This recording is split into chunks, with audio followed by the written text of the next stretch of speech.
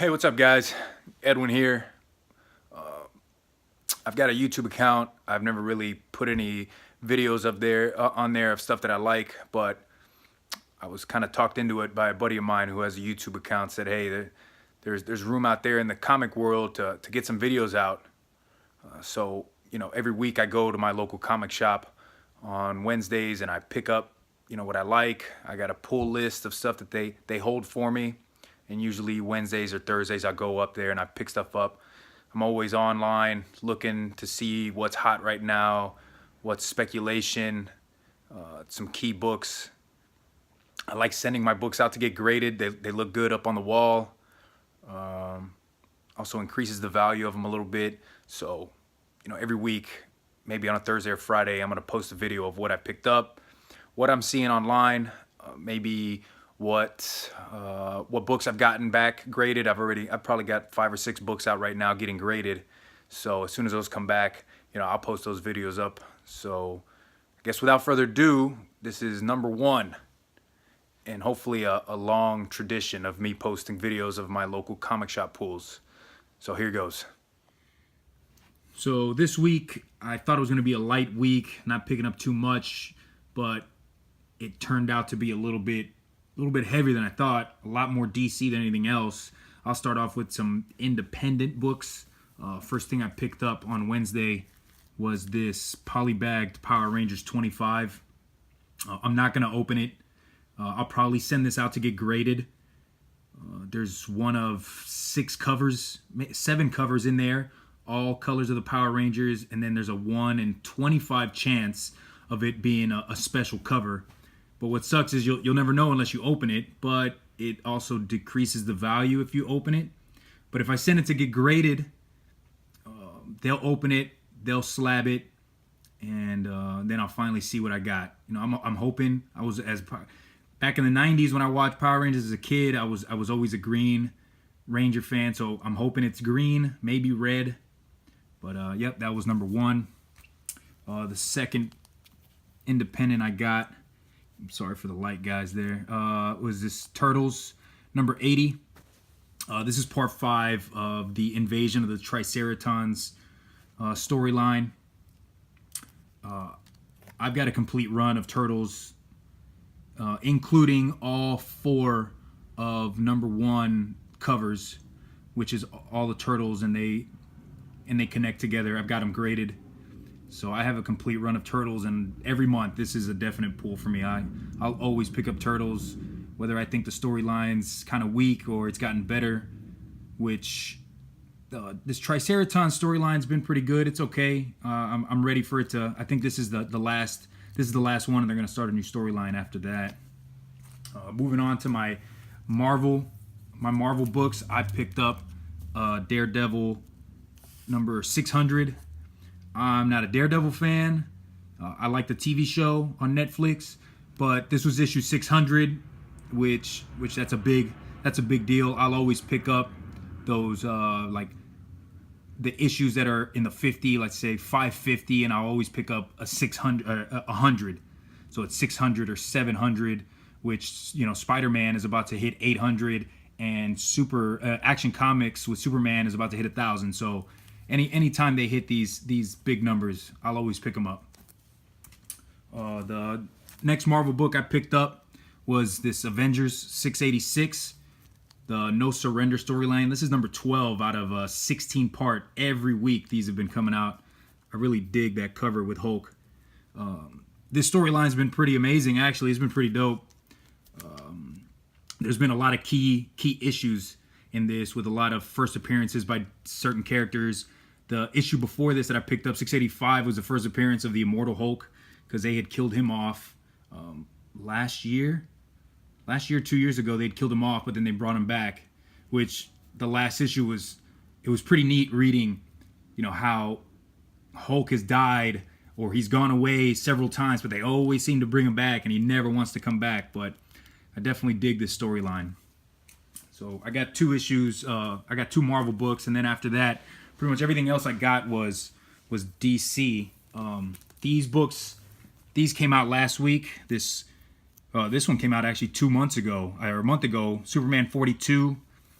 and then I picked up Superman 43, and these are actual firsts. I think they're first appearances. I'd have to look that up, but 42 is the first appearance of Boy Zorro, which is Bizarro's son, and then this 43 would be the first appearance of Rob Zorro, which is Robin, Damian Wayne's Bizarro World doppelganger. I just finished reading them. They're definitely tough to read. Anything that you read that has Bizarro or his family in it, they speak in opposites. So if they say I am not good, that means they're good, or I'm a bad guy means I'm a good guy. It's super tough to read. After that, I picked up this Doomsday Clock, which I haven't gotten around to reading yet. This storyline kind of follows, what came out in the 80s with the Watchmen and bringing the DC universe in with the Watchmen universe. This is shocking, but I'm not a Watchmen fan. I wasn't a fan of the book, and I'm not a fan of the movie. But those were that book series, those comic books were huge hit back in the 80s, and everything I've read online, this Doomsday Clock is gonna be the same way. It's an okay read. I've read better stuff, but it's a 12-parter. I'll pick it up every month that it comes out. After that, this is an older issue, but I picked it up because it's a key. This Green Lantern, number 10. This is a first appearance of a villain with the Green Lanterns, the Phantom Lantern. It's got a regular cover, which is this one, and then it has a B cover, a variant cover, which I've seen, and I'll probably get next time I see it out there. It's actually a cheap book. Anytime there's a key comic out there that I see, like a first appearance or maybe a death, I'll go ahead and get it, especially if it's at a good price. I mean, this one I paid $3.50 for. That's pretty good.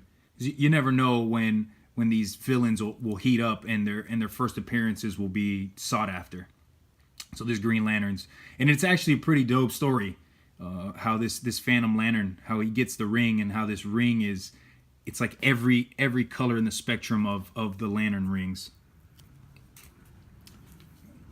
After that, I'm a huge Batman fan. Every month Detective Comics comes out, I pick it up. These have been awesome stories. This is Batman Detective Comics 977. Digging the story. And I love this cover by Albuquerque. Definitely love that cover. A friend of mine from work picked up a book for me this week. He gave it to me this week. This Batman Confidential 23. It's an older book, January of 2009. But anything with Joker on it, I'm always in search of. Any cover with the Joker. I love the Joker. I love him as a villain. He definitely brings out the crazy and makes Batman such a better hero. I love anything with the Joker. And then the last book I got, which I think is the best cover, and it's a Jim Lee cover, this Dark Knight's Metal, and it has different Batmans on there.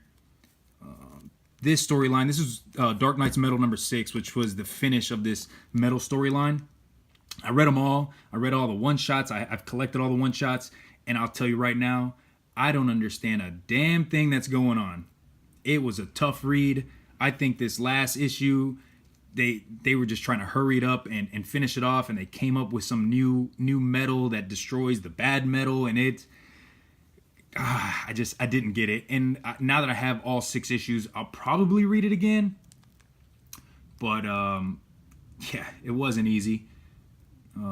But these, not this one necessarily, but the second issue, and then a couple of the one-shots that were keys, like the Red Death, the Flash Batman mix, and then anything that kind of came off of that, like the Teen Titans 12, which I have a couple of those. Those are starting to heat up, and not really starting. They've heated up, and they're worth. I've seen Teen Titans 9.8 CGC, in the $300 to $400 range. And I'm so glad that when that came out, I picked up a couple of those copies, and actually one of them's out getting graded right now. So fingers crossed that comes back 9.8. But anyways, that's my last book that I got this week, guys. Thanks again for watching. This is number one of hopefully a long running showcase for me every week. I'll also show you some of the books that I've got. I've got a couple long boxes. I've got a few graded comics. So, you know, check me out, subscribe, come back next week, see what I got. If you are a collector, remember next week is Amazing Spider-Man 798, which is going to be hopefully what they say is a key issue with the first appearance of the Red Goblin. They don't quite know yet who the Red Goblin's going to be, if it's going to be Norman Osborn, or I've heard rumors of somebody else taking over. But anyways, guys, take it easy. Thanks for watching. Remember to subscribe, throw a like on the video, add a comment. I'll go through comments and I'll read and I'll reply back. All right? Thanks.